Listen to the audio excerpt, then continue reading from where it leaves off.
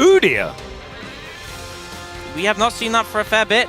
Last time we saw it, it also made us feel a bit sad. But I will say, pretty solid in terms of like... And we also have a slightly different bottom lane here as well.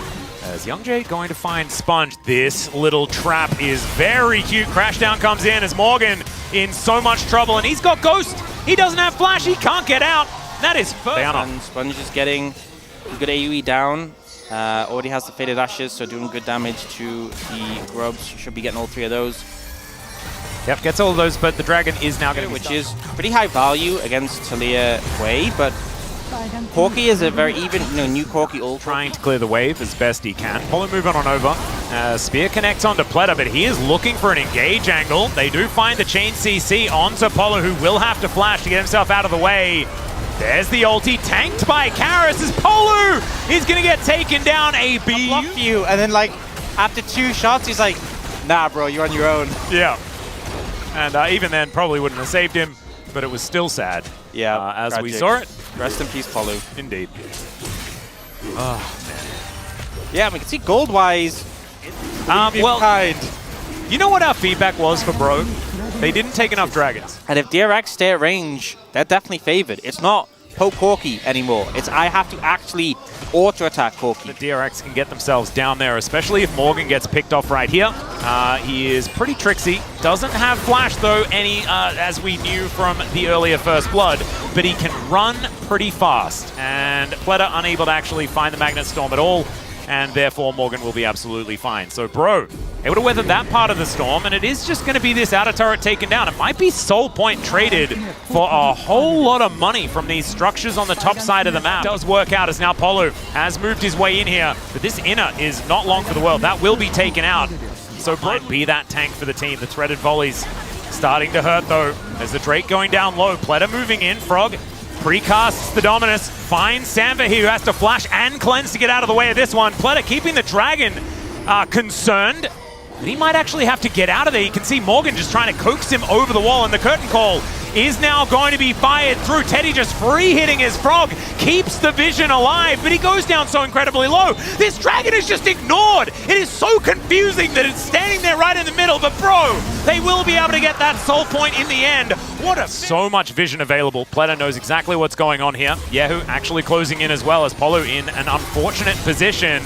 The rest of DRX are closing in. Polo doesn't have his flash available either, but the arrow is going to connect onto Teddy. It doesn't matter. Still opening up.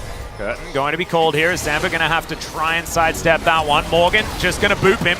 There it is. Was it a bait? It wasn't, because Morgan runs real quick and gets himself out of there. Magnet Storm going to be invested though. Okay, never mind. They have a lot of long-range damage. Morgan has some shielding, has some running, but he is eventually going to go down. Lead in this game. It's now ticking up just over 2,000. Yeah, they managed to pick up this bot tower as well. Not nearly as substantial. Yeah, gonna have to walk really far away from this outer turret. That is going to be taken down. That is immediately go towards the Baron and try and drag them away. Yeah. Unless YoungJ just gets caught out. He's trying to dash out of this one, but there was no way. Taking down Nidalee means no smite, but it's such a risk, and it could give over Soul to the enemy team if you did do it. Instead, they're going to take this tier 2 mid, and then they're going to back off and pick up the Dragon. Yeah, really cute. Able to grab this one here. Polo looking well. And YoungJ is pouncing on in here. Morgan gets full information as to what's going on, but the smite is going to ring true. Yeah, that will be DRX locking that one down. And now they're not able to get towards the Baron. Yep, they've dragged them over here.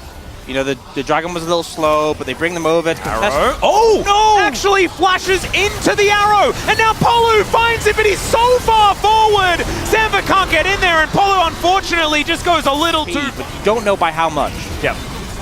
And he's got his own shield that he can put on as well, so it's even more confusing. Well, now he's going to get shoved back, and now he's taking real damage. Spiraling Despair going to come on through there. He is still able to survive for a really long time, just sidesteps, but it then explodes. And Bro now have to deal with these curtains that are being called by Teddy, and you can see Sponge getting on in there. This is possibly an over-aggression, but yeah, who's able to take down Polo? Bro with the left, the three of them that are remaining are just going to get magnetized together by a Pleta that really wants some revenge, and that is just the ace. It's the wipe, and Bro can't get a kill this game, and I think it's over. I think that might just be game here, and beautiful, the Q flash from Pleta there to predict their flashes. DRX, the composition works. They managed to find Bro, catch them out. Morgan isn't tanky enough. And honestly, just a great performance, a great bounce back. And the lesson here, don't pick Nidalee. Don't pick Nidalee and pick Taliyah. And Bro knew that. They wrote the script. They're the ones that won with it.